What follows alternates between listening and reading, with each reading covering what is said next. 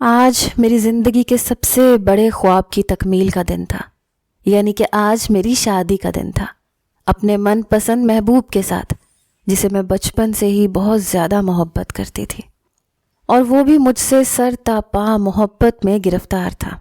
وہ نہ صرف میرا محبوب تھا بلکہ میرا پھپھو زاد بھی تھا، اور ہم بچپن سے بہت ہی اچھے دوست رہے تھے، ساتھ کھیل کود کر بڑے ہوئے تھے، اور ہماری محبت بھی بڑے ہوتے ساتھ پروان چڑھنے لگی۔ مجھے نہیں معلوم کہ خضر کے بارے میں میرے دل میں جذبات کب سے بدلنے لگے اور کب یہ دوستی محبت میں ڈھل گئی، کیونکہ محبت کی پہلی پھوار جب دل پر پڑتی ہے تو ہم اس چیز سے انجان ہوتے ہیں۔ پتہ تو تب چلتا ہے جب محبوب کو دیکھنے کا انداز ہی بدل جاتا ہے۔ اسے دیکھنے کے بعد دل میں ڈھول اور تاشے بجنے لگتے ہیں۔ وہ سب کو بتانا چاہتا ہے کہ ہاں، مجھے محبت ہو گئی ہے۔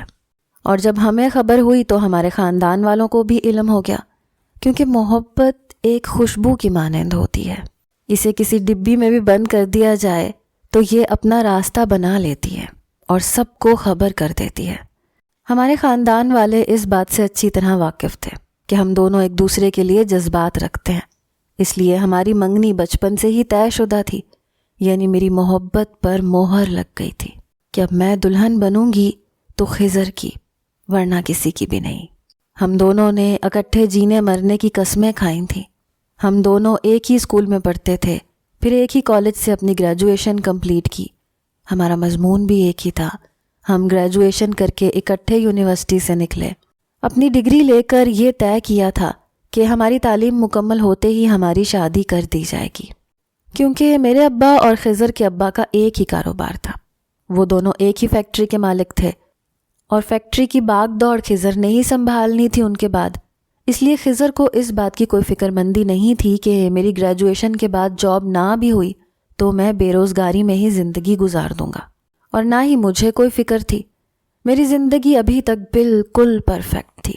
ہمارا کبھی آپس میں کوئی جھگڑا نہیں ہوا تھا۔ ہم دونوں ایک دوسرے کو دیکھ دیکھ کر جیتے تھے اور ایک دوسرے کے ساتھ مرنے کی قسمیں کھائیں تھیں۔ ہم ایک دوسرے کے بنا ادھورے تھے، اور آج میرے ہاتھوں پر خضر کی مہندی لگی ہوئی تھی۔ میں سرشاری کے عالم میں اپنی مہندی لگے ہاتھوں کو دیکھ رہی تھی۔ آج میری مہندی کی رات تھی۔ خاندان میں یہ طے پایا تھا کہ ہماری مہندی اکٹھی کی جائے گی، یعنی خضر اور مجھے ساتھ بٹھا کر مہندی کی رسم ادا کی جائے گی۔ میرے اندر بہت سے جذبات پھوٹ رہے تھے۔ میرا بس نہیں چل رہا تھا میں ابھی سے خضر کی دلہن بن جاؤں اور اس کے نکاح میں آ جاؤں، اور خضر کا بھی یہی حال تھا۔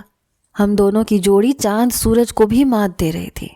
میں نے مہندی کا پیلے رنگ کا لہنگا پہن رکھا تھا، اور میری ادائیں اور حسن قیامت ڈھا رہا تھا۔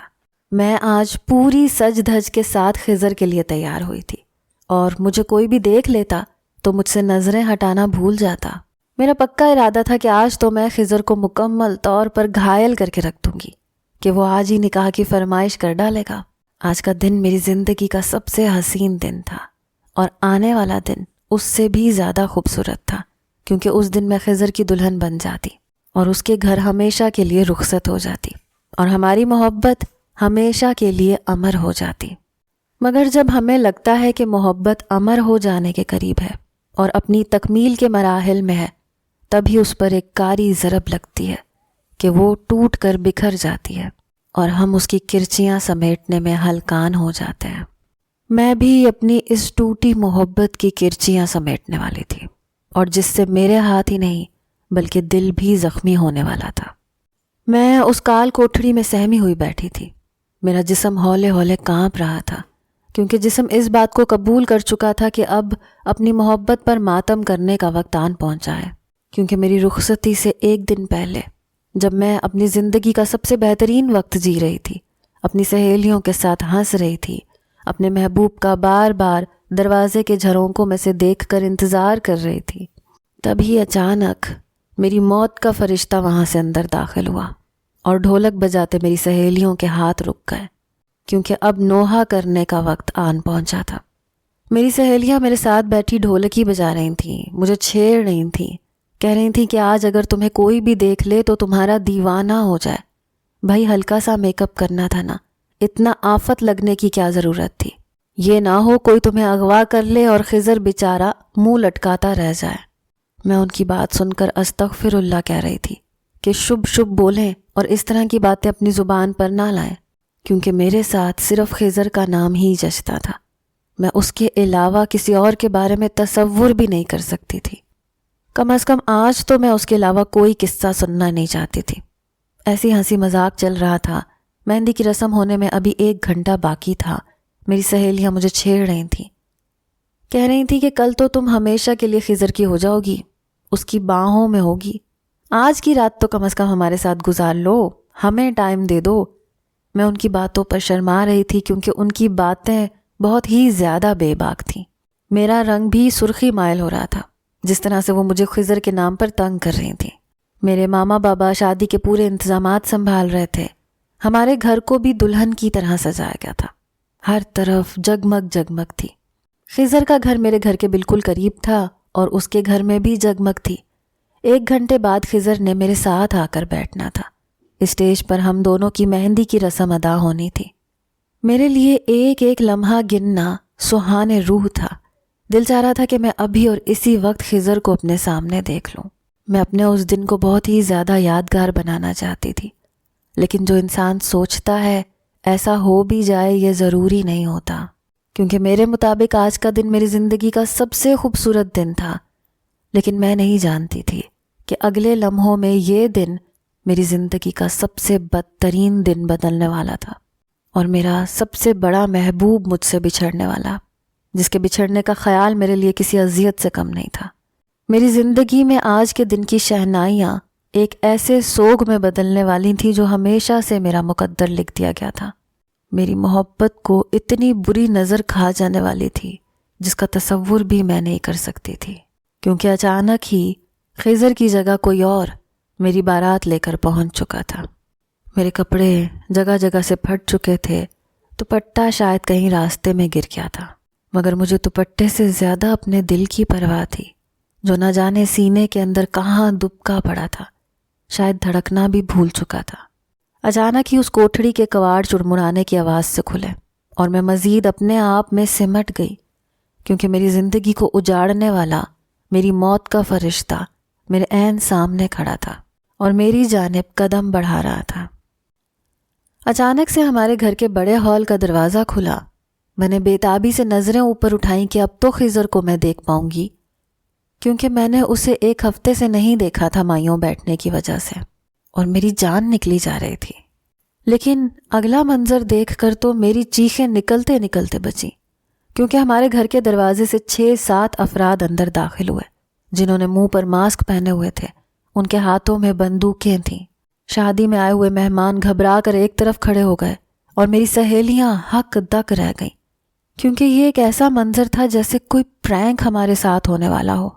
لگتا تھا کہ دلہا ماسک پہن کر دلہن کو سرپرائز دینے آ دھمکا ہو، مگر نہیں، یہ سرپرائز نہیں تھا، بلکہ میری موت کا طبل تھا جو کہیں دور بجایا جا رہا تھا، اور میں اپنے زرد سے لباس میں زرد چہرہ لیے سامنے والے منظر کو دیکھ رہی تھی۔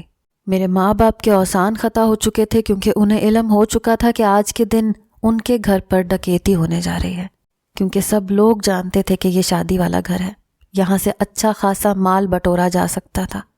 انہوں نے آتے ہی بندوقیں تان لی، میرے باپ کی کن پٹی پر پستول رکھ دیا، کہا کہ جو کچھ بھی ہے آرام سے ادھر ہمارے سامنے لے کر آؤ، ہم اپنا اور تمہارا وقت ضائع نہیں کرنا چاہتے، جو بھی زیورات، سونا اور قیمتی چیزیں ہیں، جتنے بھی پیسے گھر میں ہیں، وہ ہمارے پاس لا کر رکھ دو، اور خبردار جو کسی نے پولیس کو اطلاع دینے کی کوشش کی، ورنہ ہم جان لینے سے بھی باز نہیں آئیں گے۔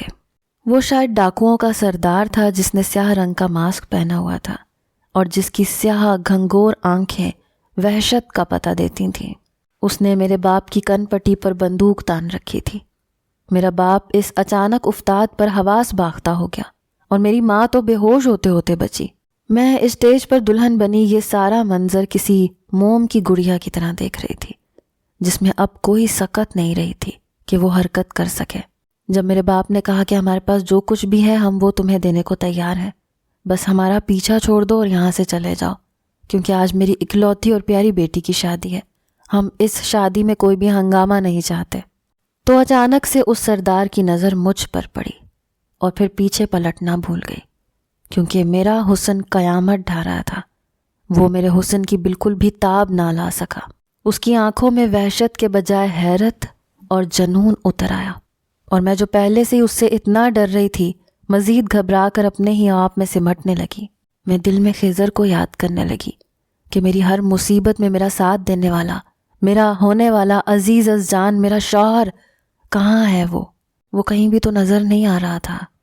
وہ ڈاکو آہستہ آہستہ میرے باپ کی کن پٹی سے بندوق ہٹا کر میری طرف بڑھنے لگا، اور میرے وجود کی رہی سہی سانسیں بھی جیسے نکلنے لگیں۔ میرے باپ نے یہ منظر دیکھا تو اس کے آگے ہاتھ جوڑ کر بیٹھ گیا۔ کہا کہ میری بیٹی کو کچھ مت کہو، جو کچھ ہمارے پاس ہے وہ سب تمہیں دے دیا جائے گا، بغیر چون چرا کے۔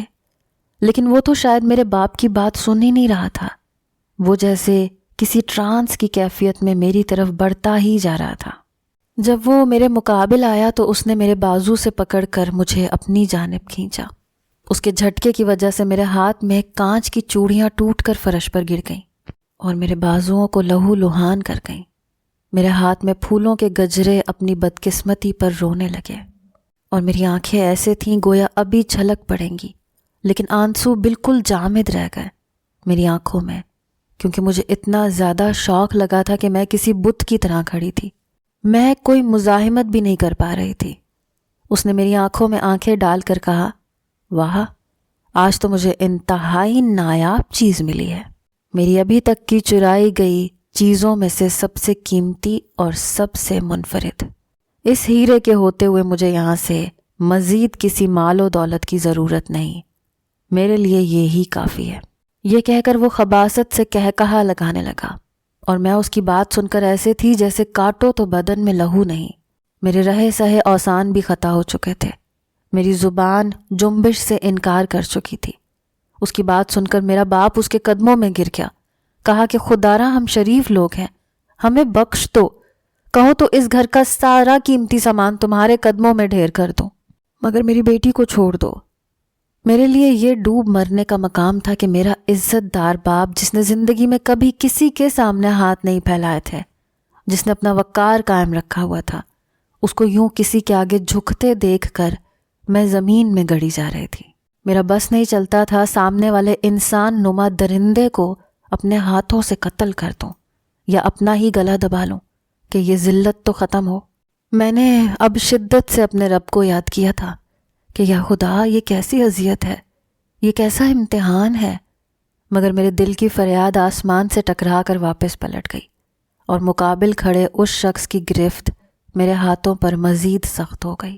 اس نے اونچی آواز میں کہا کہ میں اس لڑکی کو اپنے ساتھ لے جا رہا ہوں، اگر کسی نے درمیان میں آنے کی کوشش کی تو ادھر ہی بھون کے رکھ دوں گا۔ اس کی آواز میں کچھ ایسا جلال تھا کہ جو جہاں کھڑا تھا وہیں کھڑے کا کھڑا رہ گیا، اور میرا محبوب، میری زندگی میں شامل ہونے والا ساتھی، دروازے کے پاس کھڑا یہ تماشا دیکھ رہا تھا۔ اس کی حالت بھی مجھ سے الگ نہیں تھی، اس پر بھی ویسی ہی اذیت طاری تھی جیسی مجھ پر گزر رہی تھی، مگر وہ بھی ان کی بندوقوں کے آگے بے بس ہو گیا۔ اس ڈاکو نے مجھے اپنے ساتھ گھسیٹا، دروازے کی سمت بڑھنے لگا۔ میرا غیرت مند باپ اس کے قدموں میں ڈھیر ہو گیا، زور سے اس کی ٹانگ پکڑ لی، مگر اس بے شرم انسان نے میرے باپ کو پیچھے کی جانب دھکا دیا، جس سے میرا باپ دور جا گرا۔ ان کا سر فرش سے ٹکرایا۔ میں یہ سارا منظر دیکھ کر ہوش میں آئی اور پوری قوت سے خود کو آزاد کروانے لگی، مگر میں نازک مزاج لڑکی، جسے کبھی کوئی کانٹا بھی چبھتا تو اسے نکالنے والے موجود ہوتے تھے، اب اپنی زندگی کی اتنی بڑی ذلت اور اذیت میں میرے ساتھ کوئی کھڑا نہیں تھا، بلکہ سب لوگ سہم کر کونوں کھدروں میں چھپ گئے تھے۔ وہ بڑے حق سے مجھے گھسیٹتا ہوا مین گیٹ سے باہر لایا تھا، اس کے کارندے بھی اس کے پیچھے پیچھے تھے۔ انہوں نے جلدی سے گاڑی کا دروازہ کھولا، مجھے گاڑی کے اندر داخل کر کے دروازہ زور سے بند کر دیا، اور وہ جو میرا مان تھا، میرا خضر، وہ بت بنے کھڑا یہ سب کچھ دیکھ رہا تھا۔ شاید اس میں اتنی ہمت ہی نہ تھی کہ مجھے ان سے چھڑوا سکتا، یا شاید موت کا خوف اس خوشی سے زیادہ بڑا تھا جو میری سنگت اسے دینے والی تھی۔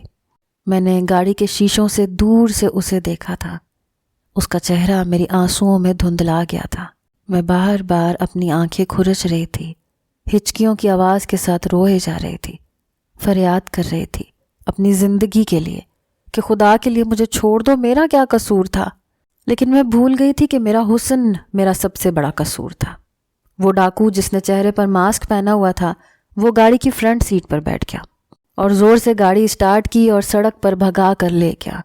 اس کے کارندوں کی گاڑیاں اس کے پیچھے پیچھے تھیں اور میں حیران تھی کہ کیا پوری دنیا میں کوئی بھی میرا مددگار نہیں جو مجھے ان سے بچا سکتا؟ کیا ساری دنیا غفلت کی نیند سو چکی ہے کہ ایک کمزور لڑکی کو بچا نہیں پائے؟ میں نے اپنا سر زور زور سے شیشے کے ساتھ مارنا شروع کر دیا۔ شاید یہ میری اذیت کی انتہا تھی یا شاید میری اذیت کی ابتدا تھی، کیونکہ یہاں سے میری اذیت کی ابتدا ہونے والی تھی۔ وہ رات جو میرے لیے خوشیوں کا پیغام لے کر آئی پوری زندگی کی سب سے اندھیری رات میں تبدیل ہو چکی تھی۔ میں ہزاروں قطار رو رہی تھی کیونکہ اب میں صدمے سے نکل کر دکھ کی کیفیت میں آ چکی تھی، اور یہ غم اتنا زیادہ تھا کہ میرے آنسو بھی اس کا مداوا نہیں کر پا رہے تھے۔ مگر اس بے حس انسان نما درندے پر میرے آنسوؤں کا کوئی اثر نہیں ہو رہا تھا۔ اچانک ایسے ہوا کہ میں روتے روتے غش کھا کر گاڑی کی سیٹ پر گر پڑی اور ہوش و خرد سے بیگانہ ہو گئی۔ جب میری آنکھ کھلی تو میں ایک نیم اندھیری کوٹھڑی میں ایک بستر پر پڑی تھی۔ میں نے ادھر ادھر سر پٹکا، شاید میرے حواس ابھی تک بیدار نہیں ہوئے تھے، اس لیے میں سمجھ نہیں پا رہی تھی کہ میں کہاں ہوں۔ تھوڑی دیر میں بستر پر لیٹی چھت کو گھورتی رہی۔ میری گزشتہ زندگی میرے دماغ میں گونج رہی تھی، جیسے موت سے پہلے ہم ساری زندگی کی فلم ہمارے ذہن میں چلتی ہے، مگر میری تو موت واقع ہو چکی تھی۔ پھر آہستہ آہستہ جب دماغ بیدار ہونے لگا تو مجھے وہ ساری اذیت، وہ تکلیف نئے سرے سے یاد آنے لگی جو میں نے سہی تھی۔ میں ہڑبڑا کر اٹھ بیٹھی اور جلدی سے دروازے کی طرف بھاگی۔ جب دروازہ کھولنے کی کوشش کی تو وہ شاید باہر سے لاک تھا۔ یہ ایک نیم اندھیری سی کوٹھڑی تھی جس میں مجھے قید کیا گیا تھا۔ میں نے زور زور سے دروازہ بجانا شروع کر دیا۔ تقریباً آدھا گھنٹہ میں زور زور سے دروازہ بجاتی رہی، مسلسل روتی رہی۔ رو رو کر جب میرا گلا بالکل بیٹھ گیا، بالکل بھی ہمت باقی نہ رہی، تو میں نڈھال سی ہو کر ایک طرف بیٹھ گئی اور دیوار سے سر ٹکا لیا اور اپنی قسمت پر نئے سرے سے ماتم کرنے لگی۔ پھر اچانک ہی دروازے کے چرمرانے کی آواز آئی، جیسے کوئی اسے کھول رہا ہو۔ جب دروازہ کھولا تو روشنی کی ایک بوند اندر داخل ہوئی اور روشنی کے ساتھ میری زندگی کو اندھیر کرنے والا شخص بھی اندر داخل ہوا۔ وہ آہستہ آہستہ چلتا ہوا میرے قدموں میں آ کر بیٹھ گیا، بڑے غور سے مجھے دیکھنے لگا۔ اب اس نے چہرے پر ماسک نہیں پہنا ہوا تھا، اس کی آنکھیں کالی سیاہ تھیں، بال کندھوں تک آتے تھے، رنگ شفاف تھا۔ مجھے پہلی نظر میں اسے دیکھ کر ہی اس سے شدید نفرت محسوس ہونے لگی۔ میں نے اس نفرت کو چھپانے کی کوئی کوشش بھی نہیں کی۔ میں نے پورے زور سے اپنے ہاتھوں سے اسے پیچھے کو دھکا دیا کہ وہ زمین پر لڑک گیا۔ جب وہ اٹھا تو ایک زوردار قہقہا لگاتے ہوئے اٹھ کھڑا ہوا۔ کہا کہ واہ، تم تو بڑی جاں باز لڑکی ہو، بھلا میری پسند اتنی کمزور کیسے ہو سکتی تھی؟ زندگی میں پہلی دفعہ مجھے کسی سے پہلی نظر کا عشق ہوا ہے، اور اللہ دتا کو جس سے عشق ہو جائے اللہ دتا اسے چھوڑ دے، ایسا بھلا کیسے ہو سکتا ہے؟ اس نے بڑے ہی غرور سے کہا اور مجھے دیکھا، اور وہ پھر سے میرے آگے میرے سامنے آ کر بیٹھ گیا۔ اپنے سانولے ہاتھ میرے چہرے پر لگا دیے۔ مجھے اس سے شدید کراہیت محسوس ہوئی۔ میں نے پھر سے اسے پیچھے کرنا چاہا، لیکن اس بار اس کی گرفت اتنی مضبوط تھی کہ میں ناکام رہی۔ اس نے کہا، اتنی حسین لڑکی کو اتنا نخرہ کرنا تو بنتا ہی ہے۔ میں تمہیں اس بات کے لیے، اس گستاخی کے لیے معاف کرتا ہوں، حالانکہ میں نے کسی کو بھی کبھی معافی نہیں دی، لیکن تم وہ پہلی انسان ہو جس کی ہر غلطی میں معاف کر دوں گا۔ میں نے کہا، میں نے تمہارا کیا بگاڑا تھا جو تم مجھے میری شادی کی رات اٹھا کر لے آئے؟ اگر تمہیں پیسے چاہیے تھے تو میں اپنی ساری دولت تمہارے نام کر دیتی، تمہیں دان کر دیتی، لیکن تم نے اتنی گھنونی حرکت کر کے بہت بڑا گناہ کیا ہے، میں اس کے لیے تمہیں کبھی معاف نہیں کروں گی۔ اس نے کہا، تم سے معافی مانگ بھی نہیں رہا میں، کیونکہ میرے گناہ اتنے زیادہ ہیں کہ مجھے معافی کی کوئی امید بھی نہیں ہے۔ چلو ایک گناہ اور صحیح، لیکن تم اتنی زیادہ شفاف ہو، میں تمہارے ساتھ کوئی غلط کام نہیں کرنا چاہتا، اس لیے میں نے رات بھر سوچا کہ کیوں نہ میں تم سے نکاح کر لوں، کیونکہ تم جیسی شریف لڑکیاں حلال حرام کے چکروں میں پڑی رہتی ہو۔ میں چاہوں تو تم پر دسترس تو پا سکتا ہوں، لیکن میں ایسا کرنا نہیں چاہتا۔ میں تمہارا نازک سا دل توڑنا نہیں چاہتا۔ بس تم یہ سوچو کہ آج جس لڑکے سے تمہاری شادی ہونے جا رہی تھی وہ لڑکا بدل دیا گیا، کیونکہ تمہاری قسمت بدل دی گئی۔ اب میں ہی تمہارا سرتاج ہوں اور میں ہی تمہارا سب کچھ ہوں، اس لیے چپ چاپ میری سنگت میں آنے کی حامی بھر لو، مشرقی لڑکیوں کی طرح، ورنہ زبردستی کرنا تو میرا روزمرہ کا معمول ہے۔ اس کی باتیں میرے دماغ پر ہتھوڑے برسا رہی تھیں۔ میں نے کہا کہ بھول ہے تمہاری، میں نے اپنی زندگی میں خضر کے علاوہ کسی کا تصور نہیں کیا۔ گناہ سمجھتی ہوں میں اس کے علاوہ کسی بھی مرد کے بارے میں سوچنا، اور تم جیسے گھٹیا انسان کے ساتھ نکاح کر لوں۔ تم نے یہ بات کہہ بھی کیسے دی؟ تمہاری ہمت کیسے ہوئی؟ میں تمہارا منہ نوچ لوں گی۔ میں کسی جنگلی بلی کی طرح سے اس پر جھپٹی تھی، مگر وہ ایک توانا مرد تھا۔ اس نے ایک جھٹکے سے مجھے اٹھا کر بیڈ پر پٹخ دیا۔ میری رہی سہی جان بھی نکل گئی جب وہ پورا میرے اوپر جھک گیا۔ اس کی سیاہ آنکھیں اب غصے سے لال پڑ چکی تھیں، مگر وہ ضبط کر رہا تھا۔ اس نے میرا منہ اپنے ہاتھ میں دبوچا اور مجھے قریب کر کے میری آنکھوں میں آنکھیں ڈال کر بولا، مجھے جنگلی بلیاں پسند نہیں ہیں۔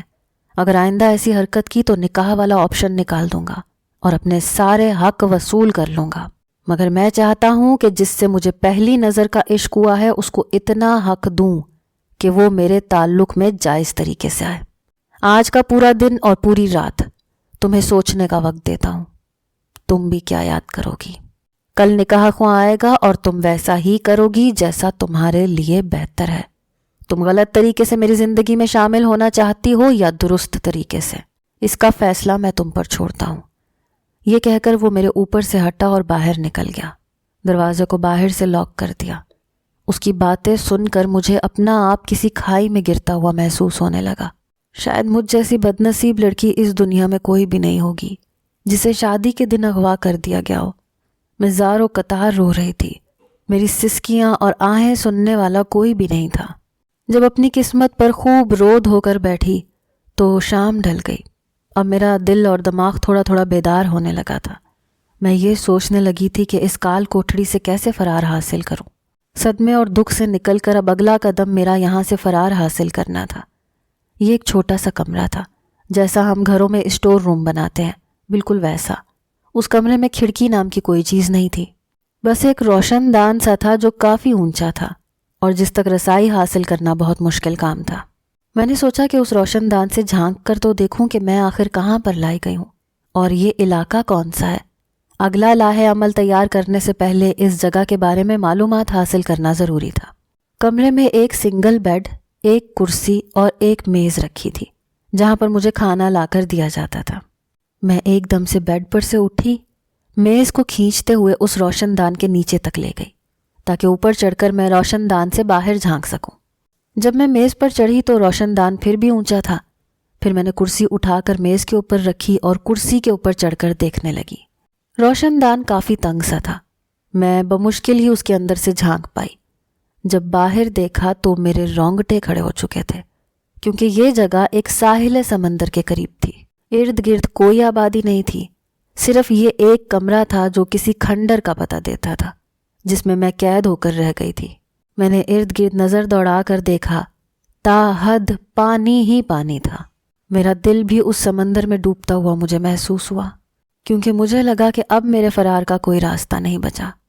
اتنے میں دروازے کے قریب مجھے آہٹ سی محسوس ہوئی۔ میں نے جلدی سے کرسی اور میز کو اپنی جگہ پر رکھا، بیڈ پر نڈھال سی ہو کر گر پڑی۔ دروازہ کھلا اور وہی دشمن جاں اندر آتا ہوا دکھائی دیا جس نے میری زندگی ایک پل میں روند کے رکھ دی تھی۔ اس کے ہاتھ میں کھانے کی ٹرے تھی۔ وہ قدم قدم چلتا ہوا میرے قریب آیا، میرے ساتھ بیڈ پر بیٹھ گیا۔ میں نفرت سے اس کو دیکھ رہی تھی اور اس کی آنکھوں میں ایک شدت اور ایک جنون کی سرشاری تھی جو کسی چیز کو حاصل کرنے کے بعد ہوتی ہے۔ میں زیادہ دیر تک اس کی آنکھوں میں نہیں دیکھ سکتی تھی، اس لیے میں نے فوراً سے نظریں جھکا لیں۔ اب میرے پاس احتجاج کرنے کے لیے بھی لفظ ختم ہو چکے تھے، کیونکہ وہ اتنا بے حس اور سفاک انسان تھا کہ اسے میری بات کا ذرا سا بھی اثر نہیں ہوتا تھا۔ میں ٹھنڈے دماغ کے ساتھ سوچنے لگی تھی کہ اس سچویشن کو کیسے ہینڈل کروں۔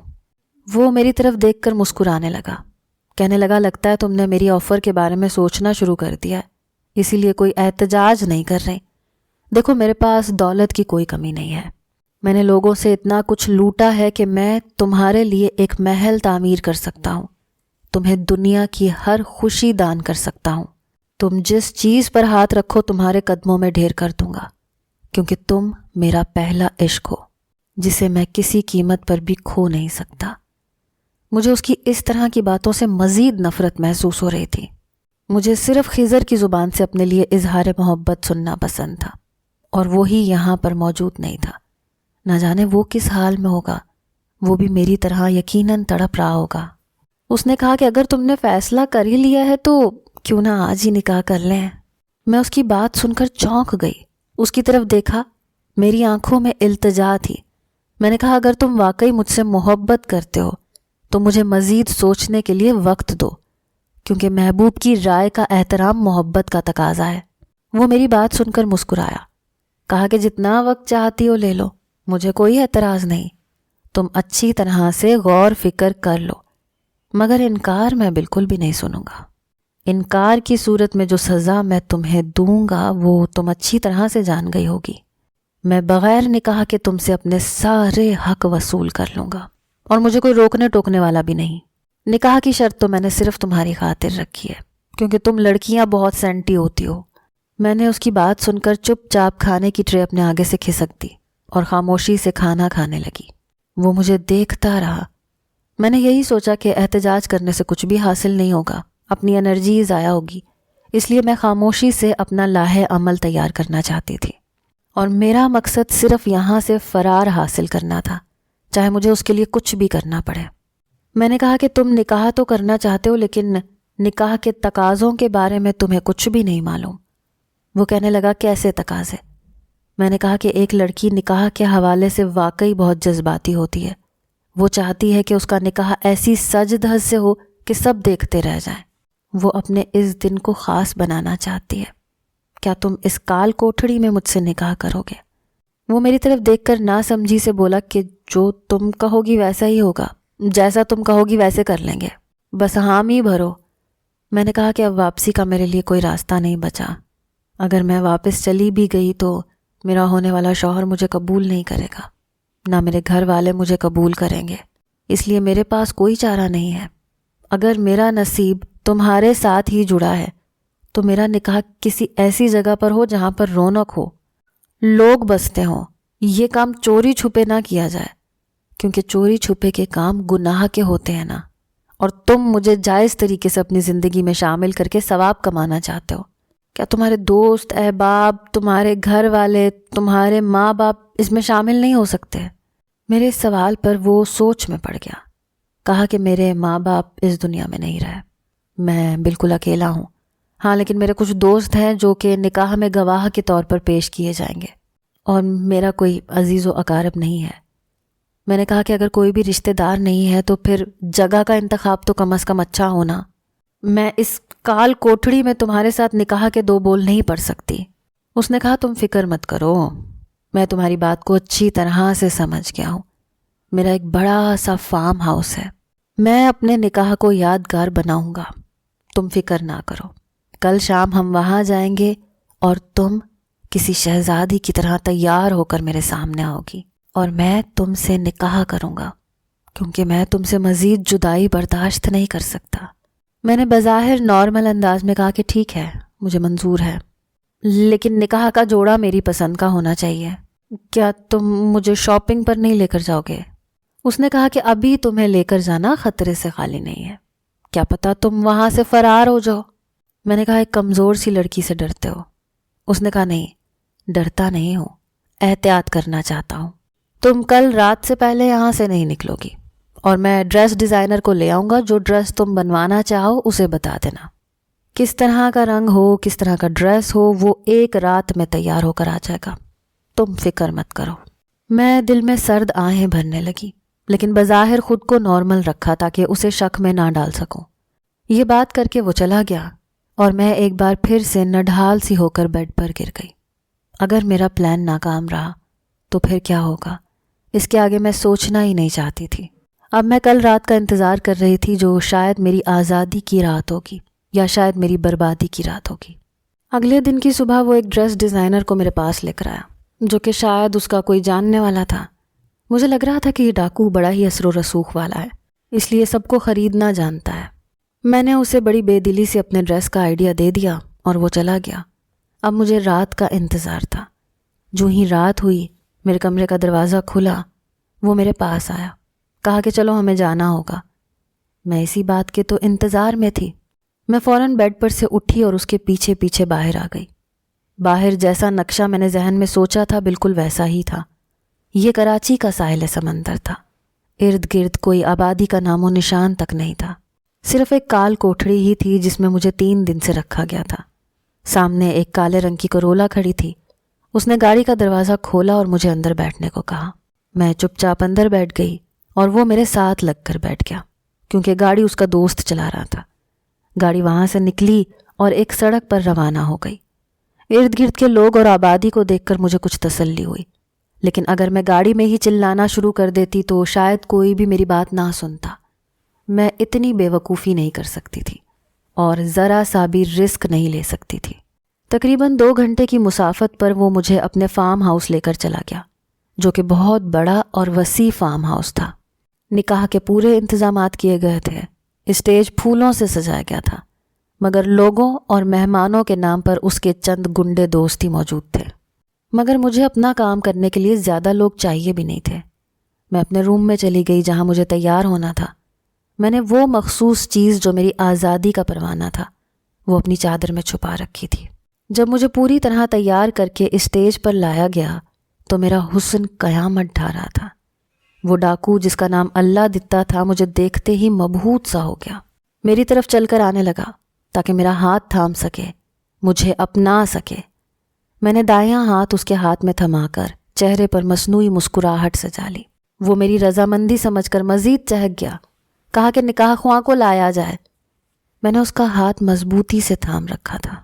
جیسے ہی نکاح خواں آیا، میں نے اپنے بلاؤز میں سے پسٹل نکال کر اس لڑکے کے سر پر تان لی۔ میری اس حرکت پر سب ہکا بکا رہ گئے اور اللہ دتا جہاں کھڑا تھا وہیں ساکت ہو گیا۔ میری آنکھوں میں وحشت، نفرت اور انتقام کی آگ جل رہی تھی، یوں کہ سب لوگوں کو گولیوں سے بھون ڈالوں۔ میں نے کہا کہ خبردار جو کوئی میرے راستے میں آیا میں سب کو مار ڈالوں گی۔ اللہ دتا کے دوستوں نے تو ہاتھ کھڑے کر دیے، مگر وہ جیبوں میں ہاتھ ڈالے حیرت سے مجھے تک رہا تھا۔ اس نے کہا تمہارا یہ انداز مجھے پسند آیا ہے، مجھے ایسی ہی بیوی چاہیے تھی، اب صحیح جوڑی بنے گی ہماری ڈاکو رانی۔ میں نے اس کی بات سن کر ایک فائر ہوا میں کیا تھا اور دوسرا اس کے پیر میں چلا دیا۔ وہ لڑکھڑا کر گرا تھا۔